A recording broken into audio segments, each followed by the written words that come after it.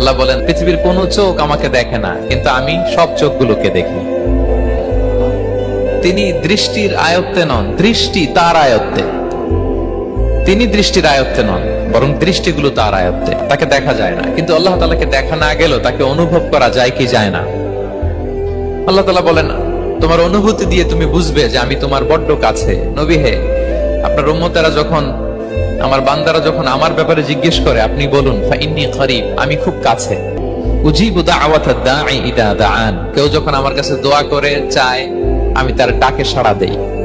আরেকটা আয়াতে আল্লাহ বলেছেন, আমি সবচাইতে কাছে, আমার চাইতে কাছে তোমার কেউ হতে পারে না। ওয়া নাহনু আকরাবু ইলাইহি মিন হাবিলিল ওয়ারিদ, আমাদের এখানে গ্রীবাস্থ একটা ধমনী আছে, এই ধমনীটা কেটে দিলে মানুষ মরে যায়। আল্লাহ বলে, তোমার এই ধমনীর সাহারক তোমার যত কাছে, আমি আল্লাহ তোমার তার চাইতেও বেশি কাছে।